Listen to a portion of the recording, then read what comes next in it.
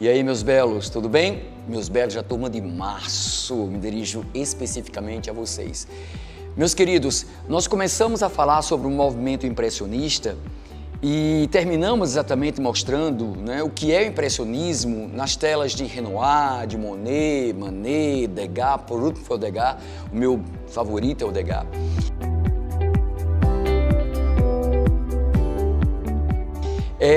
E hoje nós vamos falar exatamente sobre esses movimentos, que são movimentos de modernidade, são movimentos que começam a quebrar com a tradição da arte e que trazem maior liberdade exatamente para os artistas. Lembrar que com o advento da fotografia, certo? A pintura, ela deixa de lado esse registro que ela tinha, essa função que ela tinha e passa a ter, na verdade, mais liberdade para fazer o que quer.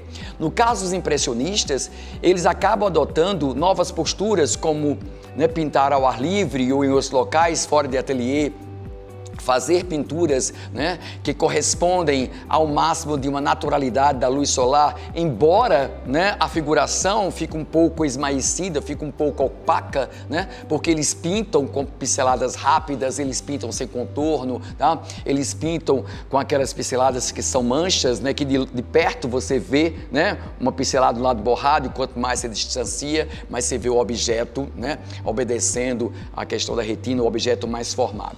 Então a gente tem pintores entusiasmados com a física, entusiasmados com a química de Chevreul, entusiasmados com as novas perspectivas da ciência e colocam essa ciência exatamente nas suas pinturas, tá? Mas outros movimentos seguem o movimento impressionista e trazendo maior liberdade. Na página 43, você tem naquele texto do meio esses movimentos de maneira mais sintética, tá bom? Vamos começar com o neoimpressionismo, também chamado de pontilhismo, Na verdade, esse Ra e tantos outros, eles estudam ainda mais a física, estudam mais ainda a composição das cores e começam a pintar, certo? Com pontos, não com pinceladas, com pequenos pontos, e esses pontos, na verdade, certo? Vão trazendo, tá?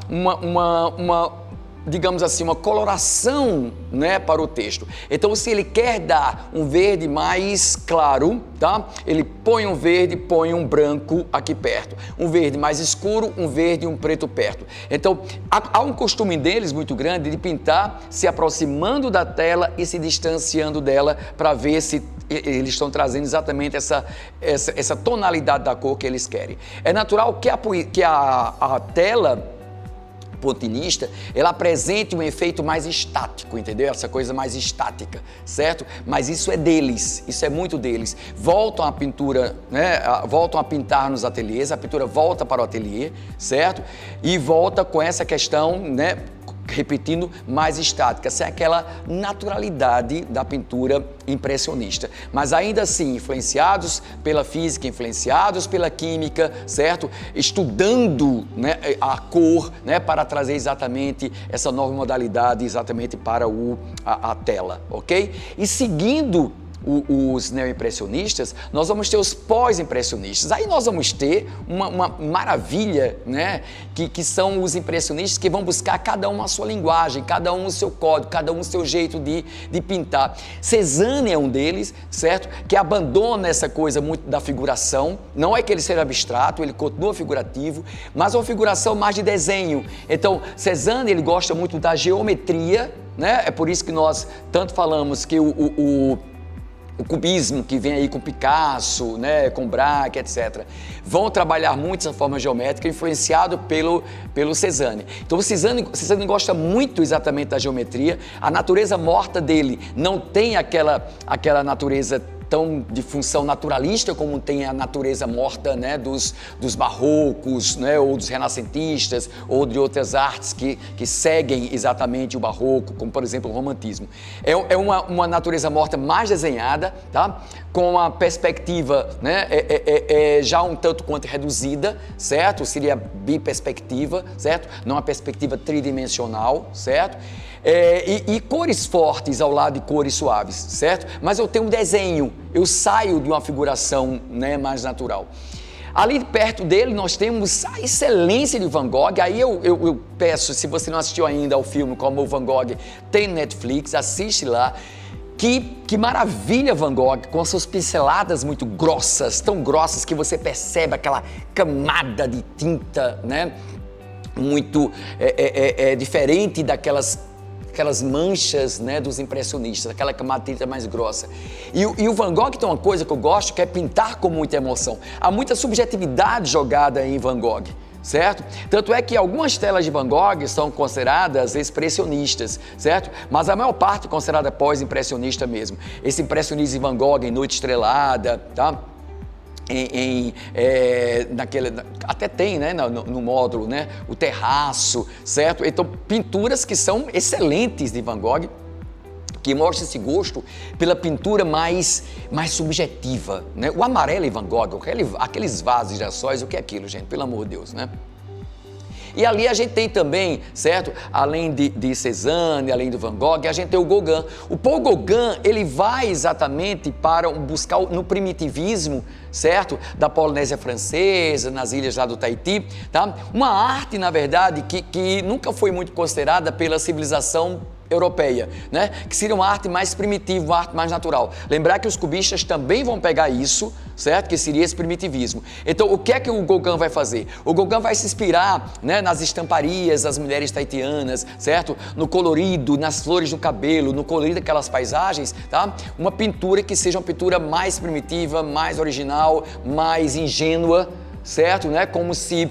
Aí vai ser interessante porque a pintura ela vai buscar, a arte ela vai buscar, certo? A influência nas pinturas mais ingênuas como as pinturas das crianças, na verdade, certo? Isso você vai encontrar depois, já na contemporaneidade, com Basquiat, por exemplo, pintando parecendo uma criança. A beleza da arte está no primitivismo. Gauguin já havia procurado isso exatamente quando pintou, tá? As paisagens, as mulheres, as cores, né, do Tahiti.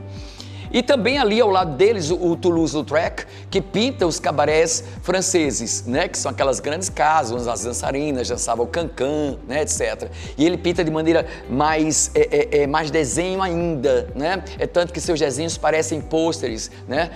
Que ele fazia e colocava nos bares parisienses, certo? Então, há um movimento novo no ar, um movimento de linguagens individualizadas, né, com o pós-impressionismo, certo? E esse pós-impressionismo influenciando a arte moderna que vem em seguida, que seria a vanguarda, né? Ou na ideia da geometria de Cézanne, ou na ideia da busca do primitivismo de Gauguin, certo? Ou na ideia da própria subjetividade de Van Gogh, certo? Jogando ali para alguns próximos artistas essa beleza do jogo de cores, etc. Só que depois, né, do pós-impressionismo, ali juntinho estão os fauvistas, né, chamado movimento fauvista, porque eles pintavam de acordo com a vontade que eles queriam, né, com a genialidade que vinha do seu íntimo, né? Não eram pintores sociais, eles pintavam muita harmonia das coisas, tá? Volto para os ateliês, só que eles não respeitam a naturalidade das coisas. Por isso a gente fala às vezes de cor antinatural. O que seria isso? É pintar uma pessoa de azul, é pintar, sei lá, né, o céu sei lá, de uma outra cor não comum como é o azul.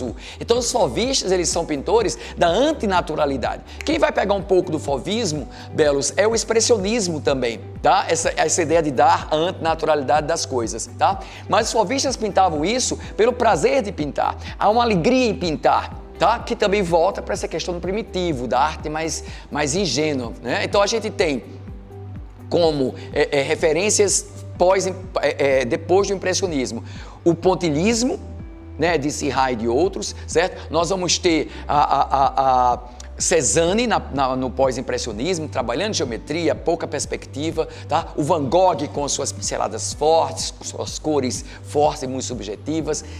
Eu escolho o Van Gogh de longe como os melhores aí do pós-impressionismo, tá bom? O Toulouse-Lautrec com seus pôsteres dos cabarés parisienses e o Gauguin buscando lá o primitivismo, né, da Polinésia Francesa, tá? E os fauvistas, né, que vão trazer, né, essa ideia de pintar como criança, trazendo o instinto, trazendo a sua sensibilidade do momento, não respeitando a naturalidade das cores. E logo em seguida viram as vanguardas, né? Essas que, né, a gente aguarda para falar melhor com vocês, certo? Ou numa aula por aqui, ou numa aula in loco, né? Na aula mesmo, mostrando os slides para vocês, dessas artes, né, que estão à frente do seu tempo, que revolucionaram tanto seu tempo, que se desdobram até a contemporaneidade, beleza? Então não esquece que é a partir do impressionismo que a arte da tradição é quebrada, tá? E nós vamos ter pintores que vão trazer novidades, certo? No campo da arte plástica, que seria o da pintura. Também nós vamos ter um pouco também na escultura, tá certo? Principalmente no impressionismo, tá? E a gente vai ter escultores, né, como na verdade o que fez a estátua O Pensador, certo? Então a gente tem na verdade a arte plástica, né, trazendo, movimentando a arte e através do impressionismo, aliás, né, iniciando com o impressionismo, e depois o pontilhismo, e depois o pós-impressionismo, e depois, né, o fauvismo, e lá vem as vanguardas logo em seguida. Tá certo? Tá? Belos, beijo no coração de vocês. Cheio de saudade dessa turma, né, do intensivo, né? Eu não vou citar nomes, mas eu tô com saudade. Eu tô com saudade da Valesca, chique e fina, né? Eu tô com saudade, certo? De Bia, né? Do João Vitor, né? E toda aquela galera linda, né, que me acompanha na turma da quinta-feira. Saudade de vocês. De coração, se sintam abraçados, certo? E vamos rezar para que tudo saia bem, para que a gente, né, saia dessa crise aí na área da saúde, nessa questão do coronavírus, né? Com muito amor, mais ainda uns pelos outros, tá bom?